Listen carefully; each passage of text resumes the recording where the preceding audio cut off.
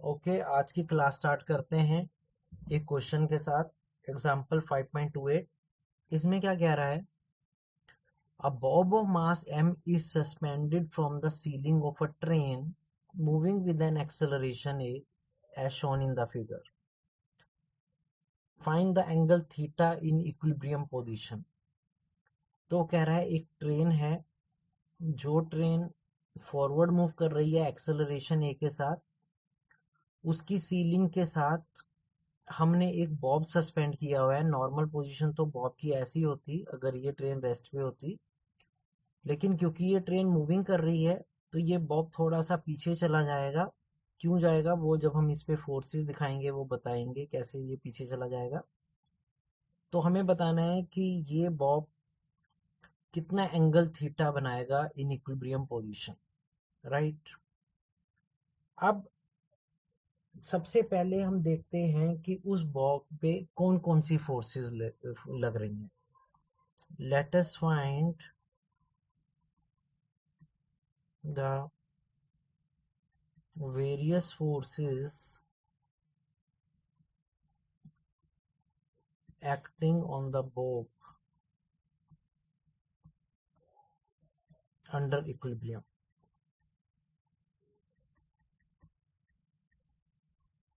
तो उसके लिए हम उस बॉब को ऐसे रिप्रेजेंट करते हैं। तो ये बॉब ऐसे टेढ़ा हो गया ट्रेन के चलने से। अब देखते हैं कि बॉब किस पोजीशन में अंडर इक्विलिब्रियम, जब वो बॉब वहां पे स्टेशनरी रहता है, तो कौन कौन सी फोर्सेस लग रही होंगी और किस डायरेक्शन में। पहली फोर्स जो उस बॉब पे लग रही होगी वो होगा इसका अपना वेट mg वर्टिकली डाउनवर्ड। दूसरी फोर्स जो लग रही होगी वो tension T in the string, जिस स्ट्रिंग के साथ ये बांधा हुआ है। और तीसरी फोर्स एक्चुअली में रियल फोर्स नहीं होगी, एक इमेजिनरी फोर्स होगी जिसको हम स्यूडो फोर्स कहते हैं। ये स्यूडो फोर्स हम तब यूज करते हैं कंसेप्ट अगर बॉडी किसी मूविंग पार्ट के अंदर प्रेजेंट होती है। तो हमारा जो फ्रेम ऑफ रेफरेंस है ट्रेन, वो एक खुद मूविंग है, मतलब एक non inertial frame of reference है। तो उस केस में हम उसका जो इफेक्ट पड़ता है बॉब पे वो निकालते हैं एक फोर्स की फॉर्म में जिसे स्यूडो फोर्स कहते हैं। वो स्यूडो फोर्स ट्रेन के ऊपर लग रही फोर्स के ऑपोजिट लगती है। अब क्योंकि ट्रेन फॉरवर्ड मूव कर रही है तो स्यूडो फोर्स उस बॉब पे बैकवर्ड लगेगी। वो होगा मास, उस बॉब का मास इनटू उसकी एक्सेलरेशन। तो ये तीन फोर्सेस उस बॉब पे लग रही होंगी। अब हम क्या करते हैं, क्योंकि टेंशन टी ऐसे टेढ़ा लग रहा है तो हम रेक्टेंगुलर कंपोनेंट ऑफ वेक्टर को यूज करके टी के दो कंपोनेंट कर लेते हैं। अगर टी इधर लग रहा है तो टी का एक कंपोनेंट ऊपर की तरफ लगेगा जो कि होगा टी कॉस थीटा, क्योंकि अगर ये एंगल थीटा है तो ये वाला एंगल भी थीटा ही हो जाएगा। और एक कंपोनेंट जो आगे की तरफ लग रहा होगा वो लग रहा होगा टी साइन थीटा। तो ये हमने टी के दो रेक्टेंगुलर कंपोनेंट कर लिए। अब मैंने सारी फोर्सेस, चाहे वो रियल फोर्स थी चाहे सूडो फोर्स थी, वो सब फाइंड कर ली थी। और उनको अब मैं देख रहा हूँ क्योंकि अंडर इक्विलिब्रियम में है वो बॉब, यानी कि ट्रेन के चलने से वो मूव नहीं कर रहा है, वो उसके ऊपर नेट फोर्स 0 लग रही है। तो हम राइट साइड वाली फोर्स को बराबर कर देते हैं लेफ्ट वाली साइड फोर्स के मैग्नीट्यूड के, इक्वल एंड ऑपोजिट फोर्स। और अपवर्ड फोर्स को बराबर कर देते हैं डाउनवर्ड फोर्स के। तो आप फिगर में देख सकते हो T sine theta M A के बराबर हो जाएगा और T cos theta M G के बराबर हो जाएगा। अब एंगल निकालने के लिए हम इक्वेशन 1 डिवाइड बाई इक्वेशन 2 कर देते हैं। तो ये आ जाएगा T sine theta by T cos theta is equal to M A by M G. T से टी कैंसिल हो जाएगा, एम से एम कैंसिल हो जाएगा। आपको पता है sign theta by cos theta tan theta हो जाता है, तो टेन थीटा ए बाई जी हो जाएगा, यानी कि थीटा जितना वो एंगल बनाएगा वर्टिकल लाइन के साथ प्लेन के चलने के कारण, वो कितना बनाएगा, theta is tan inverse a by g, where a is the acceleration of the train and g, as we all know, is acceleration due to gravity. तो इस क्वेश्चन को भी समझ लेना। अब हम नेक्स्ट टॉपिक में एक थ्योरेटिकल कंसेप्ट डिस्कस करेंगे जिसका नाम है apparent weight of a man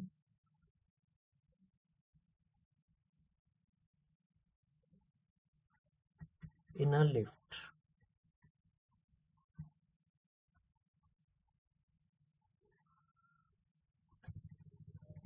तो इसके लिए लेटर से ये एक लिफ्ट है, लिफ्ट जो हमें ऊपर नीचे लेके जाती है किसी भी बिल्डिंग में, और इस लिफ्ट के अंदर एक आदमी है जो एक वेइंग मशीन पे खड़ा है। वेइंग मशीन एक मशीन होती है जो उसके वेट को मेजर करती है, उसके वेट को मेजर करती है। तो ये एक आदमी हमने दिखाया है जो एक लिफ्ट के अंदर प्रेजेंट है और वो एक वेइंग मशीन पे खड़ा है अपने वेट को मेजर करने के लिए। अब जैसे ये लिफ्ट ऊपर नीचे जाएगी तो इसका वेट चेंज होगा। तो हम देखना चाहते हैं कि लिफ्ट के ऊपर नीचे जाने से उसके वेट में क्या चेंज आएगा, उसका अपेरेंट वेट क्या होगा। अपेरेंट मतलब जो हमें अपीयर होगा, नजर आएगा। अब वो अलग अलग केसेस पे डिपेंड करेगा। तो पहले हम केस वन डिस्कस करते हैं। When the lift is stationery और मूविंग अप और down with a constant velocity। तो ये पहला केस है कि वो लिफ्ट या तो रुकी हुई है यानी कि खड़ी है, या ऊपर या नीचे जा रही है लेकिन एक कांस्टेंट वेलोसिटी के साथ, मतलब उसकी वेलोसिटी की वैल्यू में चेंज नहीं हो रहा है। अब अगर उसकी वेलोसिटी की वैल्यू में चेंज नहीं होगा तो फोर्स ऑन लिफ्ट जीरो हो जाएगी, क्योंकि न्यूटन के फर्स्ट लॉ ने कहा था कि अगर कोई बॉडी स्टेशनरी है या एक यूनिफॉर्म वेलोसिटी से मूव कर रही है तो उस पर नेट फोर्स जीरो लगती है। तो इसका मतलब अगर लिफ्ट पे फोर्स जीरो है तो जो सूडो फोर्स ऑन मैन है वो भी जीरो हो जाएगी। अभी पिछले न्यूमेरिकल में मैंने बताया सूडो फोर्स का कंसेप्ट तब मूव होता है जब वो बॉडी जिस बॉडी एक बॉडी किसी दूसरी बॉडी में जब प्रेजेंट होती है, तो जब उस पे फोर्स लगती है, वो मूव कर रही होती है किसी फोर्स से, तो हमें सूडो फोर्स लगानी पड़ती है उस आदमी पे या उस बॉडी पे। लेकिन यहाँ पे क्योंकि फोर्स ऑन लिफ्ट जीरो है तो सूडो फोर्स ऑन मैन भी जीरो ही होगी। अब सूडो फोर्स तो है नहीं, और देखते हैं आदमी कि कौन सी फोर्स लगा रहा है आदमी। अब जब वो आदमी वेइंग मशीन पे खड़ा होगा तो क्या होगा, आदमी अपना जो वेट होगा उसका वेट mg वो डाउनवर्ड लग रहा होगा, तो आदमी का जो वेट mg है वो नीचे लग रहा होगा। ठीक है। और जो वेइंग मशीन है वो एक नॉर्मल कांटेक्ट फोर्स ऊपर लगा रही होगी, क्योंकि वो लिफ्ट के ऊपर खड़ा है। तो by Newton third law, to every action there is equal and opposite reaction. तो सिर्फ दो ही फोर्सेस लग रही होंगी, रियल फोर्सेस उस आदमी की बॉडी पे।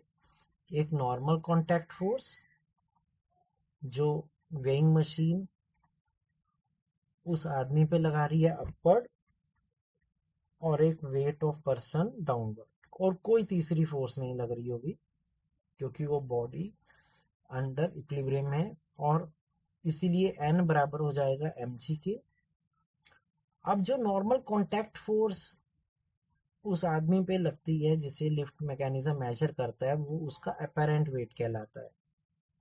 तो n हो गया उसका अपेरेंट वेट और mg हो गया उसका एक्चुअल वेट। इसका मतलब एक कंक्लूजन आ गई कि जब लिफ्ट स्टेशनरी है या ऊपर नीचे मूव कर रही है एक कांस्टेंट वेलोसिटी से, तो उसका अपेरेंट वेट उसके एक्चुअल वेट के ही बराबर होगा। मतलब उसमें कोई चेंज नहीं होगा। What ever is his actual wait, the same will appear on the weighing machine. I hope आपको ये केस 1 समझ में आ गया होगा। अब हम केस 2 डिस्कस करते हैं। When lift is moving up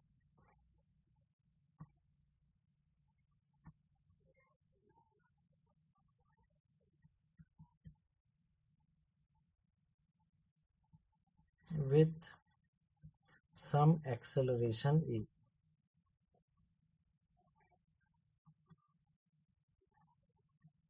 अब फिर से हम ये केस लेते हैं कि वो लिफ्ट के अंदर आदमी है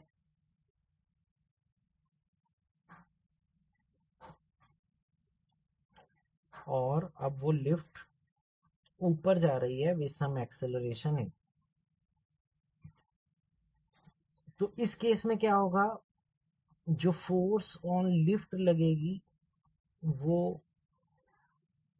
ऊपर लग रही है अपवर्ड्स, देयरफॉर उसका जो इफेक्ट आएगा जिसे हम सूडो फोर्स कहते हैं, सूडो फोर्स ऑन पर्सन, वो डाउनवर्ड लगेगा। वो होगा मास इनटू एक्सेलरेशन डाउनवर्ड। तो अब हम देखते हैं कि उस आदमी पे कौन कौन सी फोर्सेस लग रही हैं। फिर से हम पिक्चर बनाकर देखते हैं। अब उस आदमी का वेट mg नीचे लग रहा होगा और उस पे जो सूडो फोर्स है, जो लिफ्ट के ऊपर फोर्स लगने से इफेक्ट उस आदमी की बॉडी पे आएगा, वो भी नीचे आएगा। तो ये दोनों फोर्स नीचे लग रही होंगी, जबकि जो नॉर्मल कांटेक्ट फोर्स है वो अपवर्ड लग रही होगी। राइट। तो इस पे दो रियल फोर्सेस हैं एन और एम जी, और एक सूडो फोर्स है एम ए जो डाउनवर्ड लग रही है। अब फिर से अंडर इक्विलिब्रियम हम टोटल डाउनवर्ड फोर्स को टोटल अपवर्ड फोर्सेस के इक्वल कर देते हैं, यानी कि एन बराबर आ गया M G plus M A, और एन जैसे मैंने बोला उसका अपेरेंट वेट होता है और mg एक्चुअल वेट होता है। तो उसका जो अपेरेंट वेट है वो एक्चुअल वेट से बढ़ गया, यानी कि उसको भारीपन फील होगा। तो apparent weight will become greater than actual wait. तो लिफ्ट अगर ऊपर जाती है तो उसका अपेरेंट वेट बढ़ जाता है। तो उसका अपेरेंट वेट ये फार्मूले की तरह यूज होगा, वो बराबर होता है n is equal to m bracket में g plus A.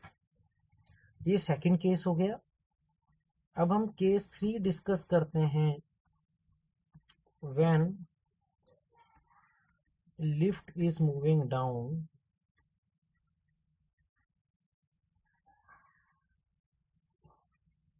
with some acceleration है। अब मान लेते हैं वो लिफ्ट अब नीचे जा रही है, लेकिन कुछ एक्सेलरेशन ए के साथ, बट नीचे जा रही है ऊपर जाने की बजाय।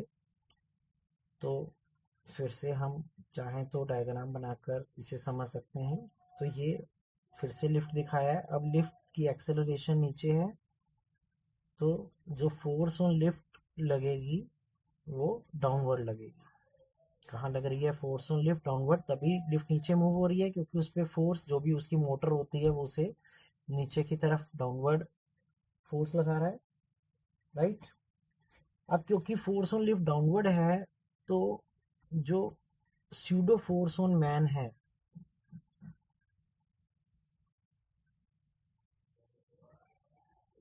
वो उस आदमी का मास इनटू एक्सेलरेशन लगेगी, लेकिन वो अपवर्ड लगेगी। क्योंकि मैं बार बार बोल रहा हूँ कि जो स्यूडो फोर्स है वो हमेशा जिस बॉडी में वो प्रेजेंट होते हैं उसके ऑपोजिट डायरेक्शन में लगता है। अगर लिफ्ट पे डाउनवर्ड लग रहा है तो जो सूडो फोर्स ऑन मैन है वो अपवर्ड लगेगा। अब फिर से हम डायग्राम बनाकर देखते हैं कि कौन कौन सी फोर्सेस लग रही होंगी और किस डायरेक्शन में। तो ये फिर से हमने आदमी दिखाया है, उसका वेट mg नीचे लग रहा होगा। अब स्यूडो फोर्स m में ऊपर लग रही होगी और नॉर्मल कॉन्टैक्ट फोर्स भी ऊपर ही लग रही होगी। ठीक है, नॉर्मल कॉन्टैक्ट फोर्स कि जितनी एक्शन फोर्स है वो उस वेइंग मशीन को प्रेस कर रहा है अपने पैरों से, उतना ही नॉर्मल कॉन्टैक्ट फोर्स उसे ऊपर की तरफ लगेगी अंडर इक्विलिब्रियम। अब जब आपने जितनी भी फोर्सेस उस आदमी के बॉडी पे लग रही हैं, चाहे ऊपर या नीचे, जब हमने बनाकर देखी तो नजर आ रहा है कि दो फोर्सेस ऊपर लग रही हैं n प्लस एम में और एक फोर्स नीचे लग रही है, यानी कि n प्लस एम में बराबर हो जाएगा mg के, यानी कि n बराबर हो जाएगा mg माइनस एम ए के, यानी कि n बराबर हो जाएगा m ऑफ g माइनस ए। अब जैसे मैंने पहले भी बताया कि n उसका अपेरेंट वेट कहलाता है, तो उसका अपेरेंट वेट उसके एक्चुअल वेट से लेस हो गया क्योंकि माइनस हो रहा है, तो उसका अपेरेंट वेट कम हो जाता है। That is given by n is equal to m of g minus A. तो अगर लिफ्ट a एक्सेलरेशन से ऊपर जाती है तो अपेरेंट वेट बढ़ जाता है, और वही लिफ्ट a एक्सेलरेशन से डाउनवर्ड होती है तो अपेरेंट वेट कम हो जाता है। अब हम केस वो डिस्कस करेंगे, इफ लिफ्ट मैकेनिज्म फेल्स। अगर मान लो लिफ्ट का मैकेनिज्म फेल हो जाता है and lift start coming downward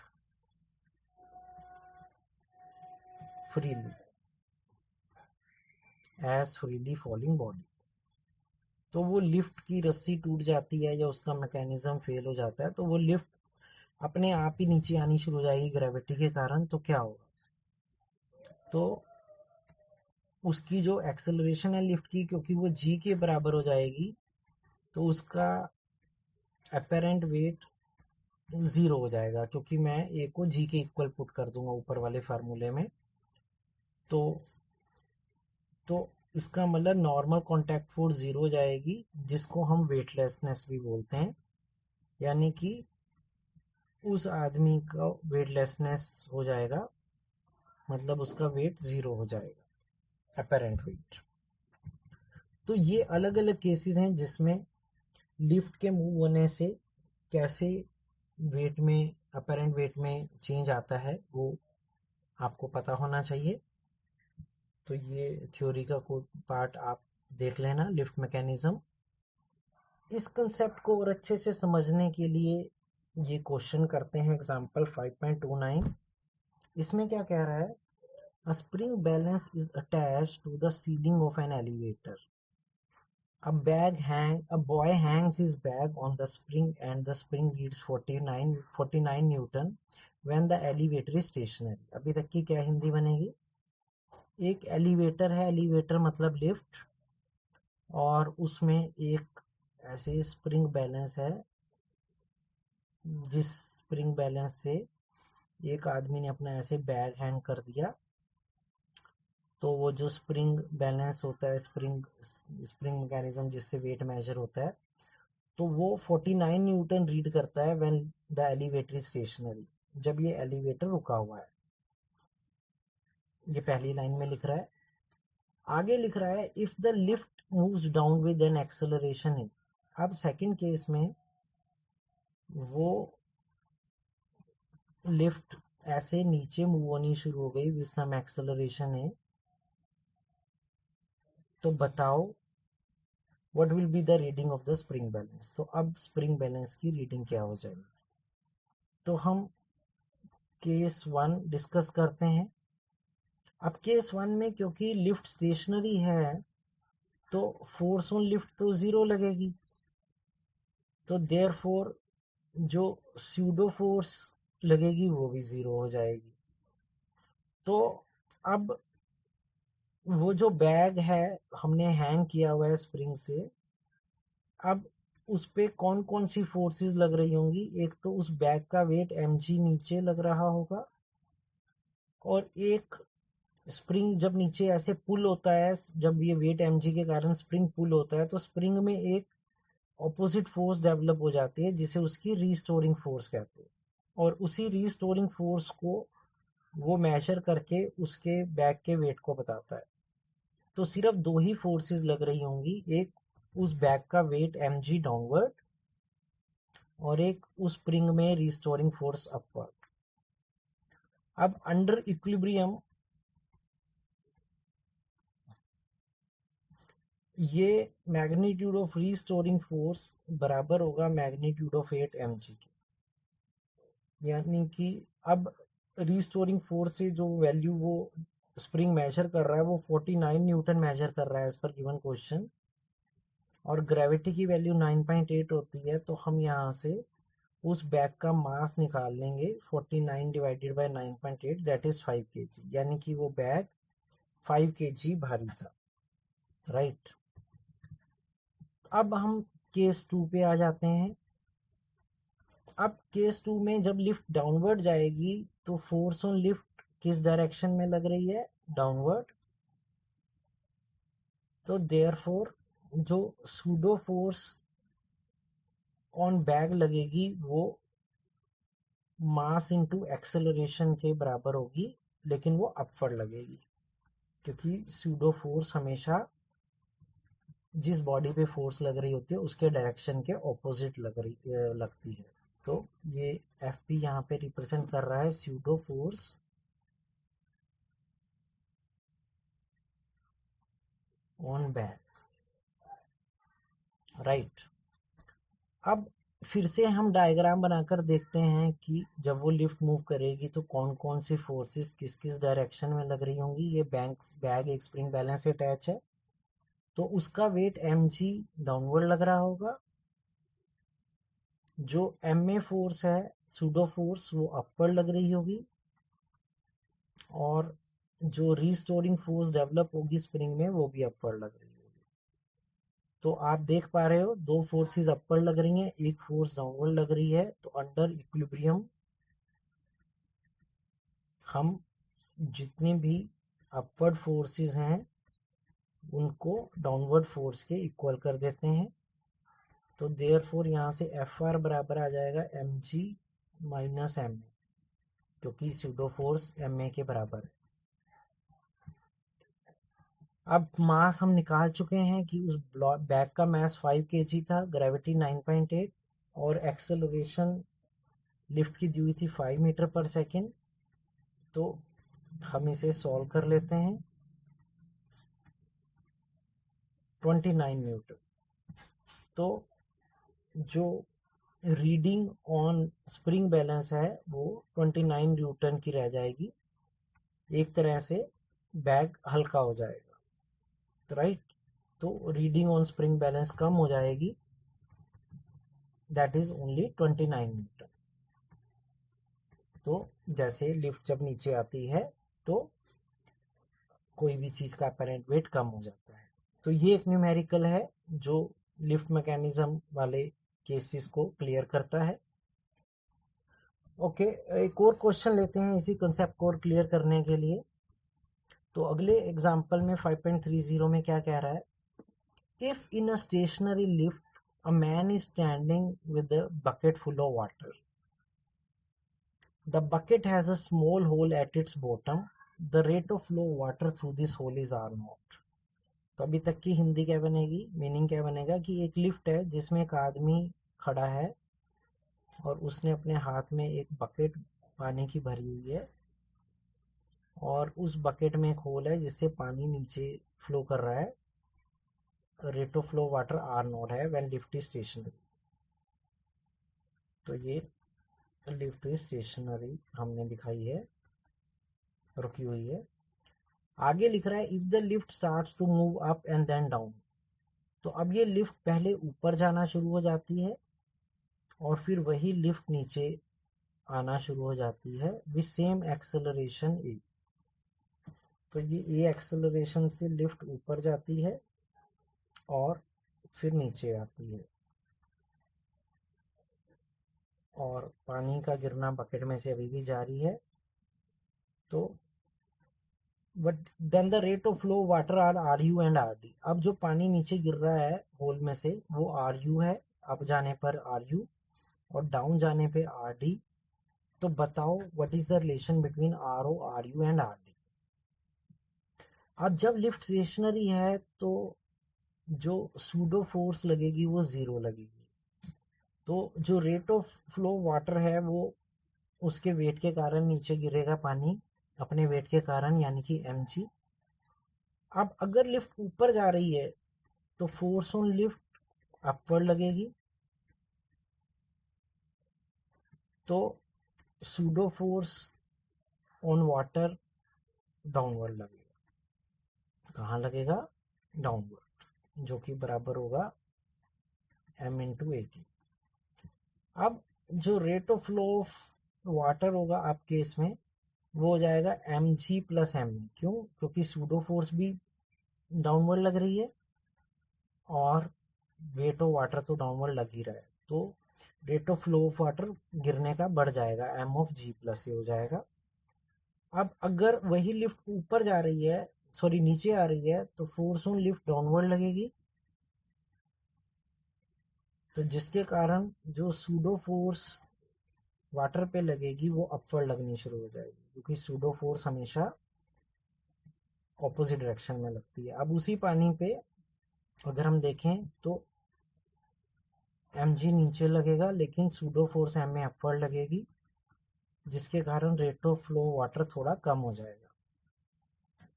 तो अगर हम इन तीनों में रिलेशन निकालें तो क्लियरली कि जो रेट ऑफ फ्लो वाटर है वो लिफ्ट के ऊपर जाने से सबसे तेज जा रहा है एज कंपेयर टू जब लिफ्ट स्टेशनरी है, और वो ज़्यादा तेज फ्लो कर रहा है नीचे जब लिफ्ट डाउनवर्ड आ रही है। तो अगर लिफ्ट नीचे आएगी तो रेट ऑफ फ्लो वाटर सबसे कम हो जाएगा, पानी बहुत धीरे धीरे गिरेगा कंपैरिजन में, लेकिन जब लिफ्ट ऊपर जाएगी तो rate of flow of water through hole सबसे ज़्यादा हो जाएगा। तो ये इनका करेक्ट ऑर्डर होगा। इस न्यूमेरिकल को भी अच्छे से देख लेना टाइम लगाकर, बेशक आपको पॉज कर करके वीडियो देखना पड़े, लेकिन आप इसे अच्छे से समझ लेना। सो नेक्स्ट क्वेश्चन को देखते हैं, एग्जाम्पल 5.31। उसमें क्या कह रहा है, in the adjoining figure a wedge is fixed to an elevator moving upward with acceleration है। तो आपको एक वेज दिखाया है, वेज मतलब एक इंक्लाइंड सरफेस, उसको एक एलिवेटर मतलब लिफ्ट में रखा हुआ है और वो लिफ्ट ऊपर जा रही है विद सम एक्सेलरेशन है। अब block of mass small m is placed over the ways, और उस वेज के ऊपर एक छोटा सा ब्लॉक भी रखा हुआ है, वो भी फिगर में नजर आ रहा है। Find the acceleration of the block with respect to the wedge. तो बताओ जब ये लिफ्ट ऊपर जाएगी तो उस ब्लॉक की क्या एक्सेलरेशन होगी with respect to the wedge. अब इसके लिए फिर से हमें देखना पड़ेगा कि वो जो ब्लॉक है उस पे कौन कौन सी फोर्सेस लग रही होंगी और किस डायरेक्शन में। तो हम उसके लिए अपनी सॉल्यूशन फिगर बनाते हैं। तो मान लो ये मैंने वेज दिखाया है और ये उस पे ऊपर रखा गया एक ब्लॉक है। अब क्योंकि लिफ्ट ऊपर जा रही है, फोर्स ऑन लिफ्ट अपवर्ड है, और ये वेज और ब्लॉक लिफ्ट के अंदर हैं, तो जो सूडो फोर्स ब्लॉक पे लगेगी वो मास इनटू एक्सेलरेशन के बराबर होगी और वो डाउनवर्ड लगेगी। यही कंसेप्ट हमने सूडो फोर्स का अभी तक पढ़ा है। तो उस ब्लॉक का वेट mg नीचे लग रहा होगा वर्टिकली डाउनवर्ड, और उसके साथ साथ उस पे सूडो फोर्स भी नीचे लग रही होगी Fp is equal to m। तो उस पे दो फोर्सेस बिल्कुल नीचे की तरफ लग रही होंगी, एक वेट mg और एक सूडो फोर्स m। अब इस ब्लॉक के ऊपर एक और फोर्स लग रही होगी ऐसे नॉर्मल टू सरफेस, जिसे हम नॉर्मल कांटेक्ट फोर्स कहते हैं, क्योंकि ये ब्लॉक वेज के कांटेक्ट में है। तो वेज ब्लॉक पे एक ऐसे नॉर्मल टू, जहाँ पे दोनों सरफेस कांटेक्ट में है वहां पे एक फोर्स लगाएगी, नॉर्मल कांटेक्ट फोर्स। तो आइडियली इस ब्लॉक पे अब यही फोर्सेस लग रही हैं। अगर इन फोर्सेस को मैं फिर से एक दूसरी फिगर में बना के दिखाऊं तो क्या होगा, उस ब्लॉक के बिल्कुल सेंटर पॉइंट P से दो फोर्सेस का वेक्टर सम नीचे लग रहा है, that is m of g plus A, और जो नॉर्मल कॉन्टैक्ट फोर्स है वो नॉर्मल टू सरफेस ऐसे टेढ़ी होगी क्योंकि ब्लॉक भी टेढ़ा रखा हुआ है। अब हम ने उस ब्लॉक की एक्सेलरेशन देखना है। अब हम ज्योमेट्री से प्रूव कर सकते हैं कि अगर इस वेज का एंगल थीटा है तो ये वाला जो एंगल बनेगा वो भी थीटा होगा। हम इस m g प्लस ए के दो कंपोनेंट कर लेते हैं वेक्टर की हेल्प से। तो एक कंपोनेंट जो n के बिल्कुल ऑपोजिट होगा वो होगा m g प्लस ए कॉस थीटा, और दूसरा कंपोनेंट जो डाउनवर्ड लगेगा वो होगा m g प्लस ए साइन थीटा। तो ये हमने एम जी प्लस ए के दो रेक्टेंगुलर कंपोनेंट कर लिए वेक्टर की नॉलेज को यूज करके, जो टॉपिक हम पहले कर चुके हैं। अब ये n तो एम जी प्लस ए कॉस थीटा कंपोनेंट को बैलेंस कर लेगा, इक्वल एंड ऑपोजिट, लेकिन एम जी प्लस ए साइन थीटा एक्सेलरेशन से वो ब्लॉक नीचे आना शुरू हो जाएगा। Therefore net force on the block downward along the inclined surface will be, तो जो नेट फोर्स ब्लॉक पे लग रही होगी downward along the inclined surface वो लग रही होगी एम जी प्लस ए साइन थीटा। अब force by Newton second law mass into acceleration होती है, तो मान लेते हैं हम ब्लॉक ए डैश एक्सेलरेशन से नीचे आना शुरू हो जाएगा, स्मॉल एम से स्मॉल एम कैंसिल हो जाएगा।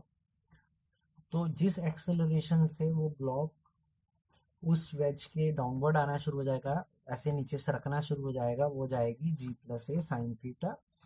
तो ये आपका आंसर हो जाएगा। तो ये सारे न्यूमेरिकल जो मैंने कराए वो आपके सूडो फोर्स और लिफ्ट मैकेनिज्म के कंसेप्ट को क्लियर करेंगे। इन सबको अच्छे से देख लेना। कुछ और क्वेश्चंस लेते हैं ताकि लॉज ऑफ मोशन के और हम न्यूटन्स लॉ कंसेप्ट को क्लियर कर सकें। तो नेक्स्ट एग्जांपल 5.32 में क्या कह रहा है? Two blocks of masses 4 kg and 2 kg are placed side by side on a smooth horizontal surface. तो आपको ये फिगर दिखाई गई है जिसमें 4 kg और 2 kg के दो ब्लॉक्स एक दूसरे के कांटेक्ट में जुड़े हुए रखे गए हैं एक सरफेस पे। आगे लिखा है a horizontal force of 20 Newton is applied on 4 kg block. अब हम 4 kg ब्लॉक पे 20 न्यूटन की फोर्स अप्लाई कर देते हैं पुश करने के लिए। फाइंड, तो वहां से हमें फाइंड करना है number 1 the acceleration of each block. जब ये फोर्स लगेगी तो कितनी एक्सेलरेशन से ये ब्लॉक मूव करेंगे फॉरवर्ड डायरेक्शन में। And number second the normal reaction between the two blocks, और इन दोनों ब्लॉक्स में नॉर्मल रिएक्शन फोर्स क्या लगेगी। चलो इस न्यूमेरिकल को करने की कोशिश करते हैं। तो सबसे पहले हम देखते हैं कि इन दोनों ब्लॉक्स में कौन कौन सी फोर्सेस लग रही होंगी। तो हम अपनी आंसर फिगर में फिर से ये दो ब्लॉक दिखाते हैं। तो लेटर से ये 4 kg वाला ब्लॉक ए है और 2 kg वाला ब्लॉक बी है। अब इस पे हम 4 kg वाले ब्लॉक पे बाहर से 20 न्यूटन की फोर्स लगा रहे हैं।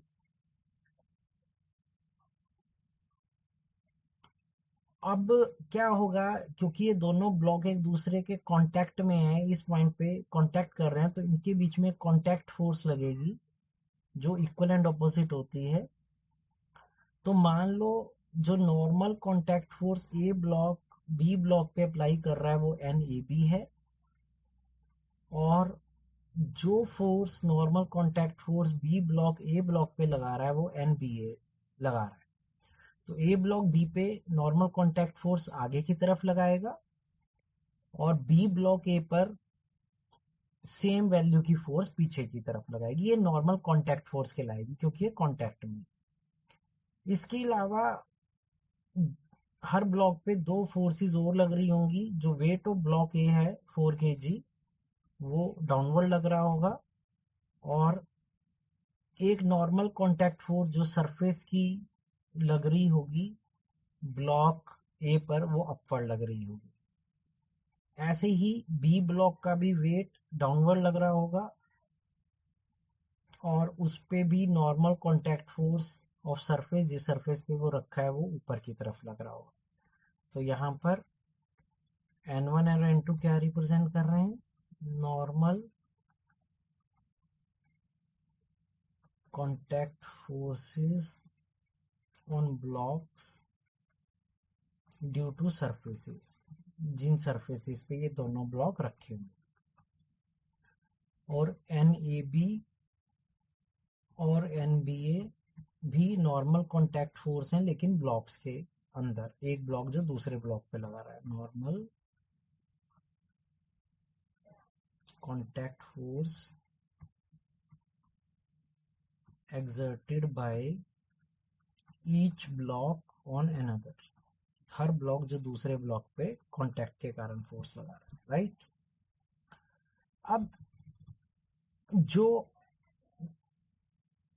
इक्वल एंड ऑपोजिट फोर्स होती हैं वो एक दूसरे को कैंसिल कर देती हैं। अब सबसे पहले हम क्या करते हैं, अब क्योंकि ये दोनों ब्लॉक्स इकट्ठे जुड़े हुए हैं, तो जब भी ये ब्लॉक मूव करेंगे तो एक ही एक्सेलरेशन से जुड़ेंगे। जैसे रेलगाड़ी के सारे डब्बे एक साथ चलते हैं, तो मान लेते हैं कि ये ए एक्सेलरेशन से आगे मूव हो रहे हैं। अब इसे फ्री बॉडी डायग्राम कहते हैं। तो सबसे पहले हम दोनों ब्लॉक्स को एक ही बॉक्स में इंक्लूड कर देते हैं।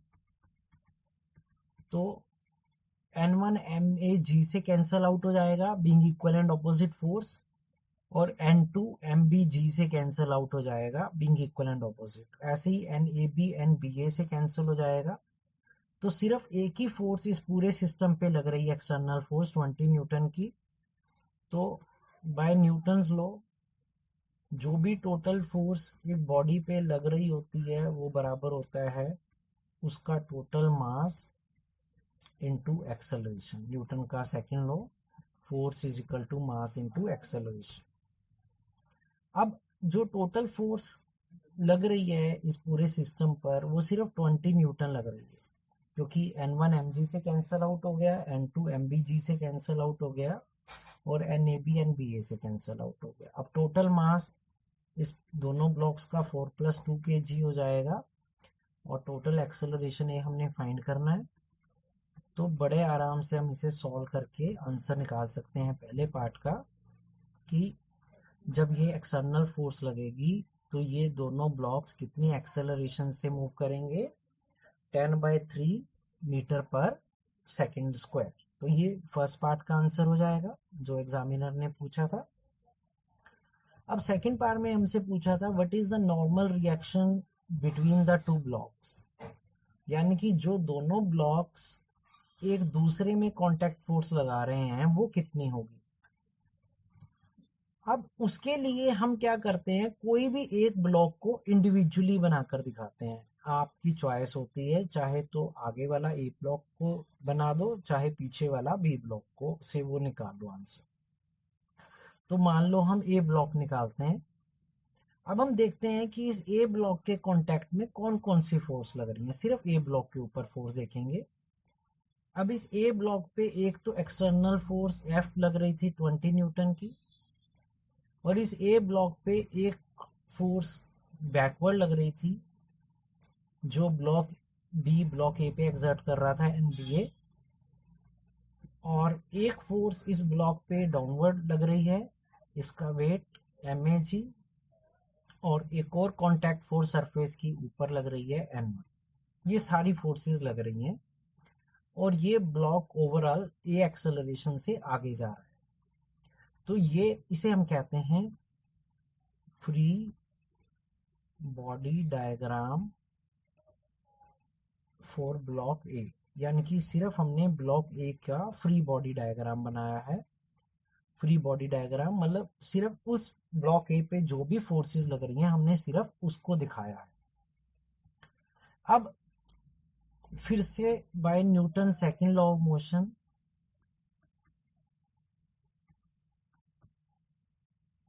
अब अगर हम देखें तो जो भी टोटल फोर्स फॉरवर्ड मूव लग रही है, जो इसको फॉरवर्ड मूव करा रहा है, वो बराबर होगा मास इनटू एक्सेलरेशन के प्रोडक्ट के, मास of block A into acceleration. अब ध्यान से देखो फिगर में, जो टोटल फोर्स फॉरवर्ड लग रही है वो 20 माइनस एन बी ए हो जाएगा। क्यों? 20 आगे लग रही है और एन बी ए उस पर पीछे की तरफ लग रही है।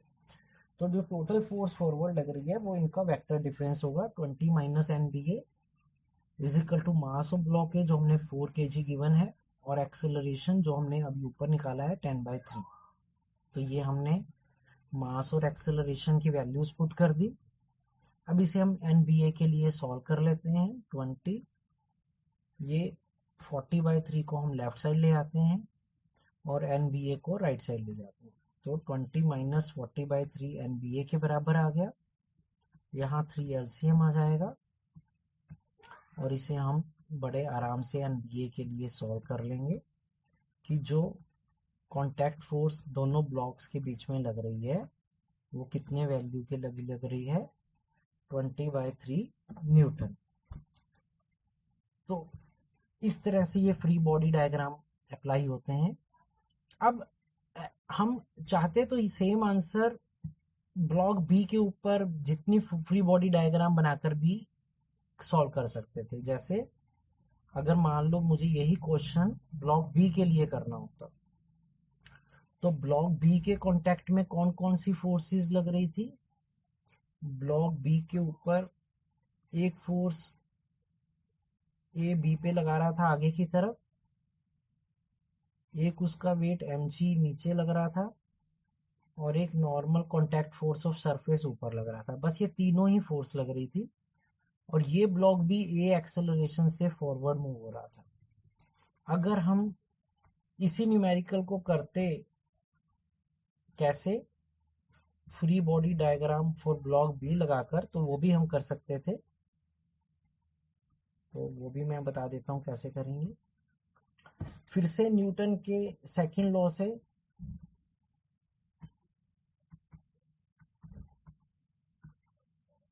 जो भी टोटल फोर्स फॉरवर्ड लग रही है इस ब्लॉक पे, वो बराबर होगा उस ब्लॉक का मास इनटू उसकी एक्सेलरेशन।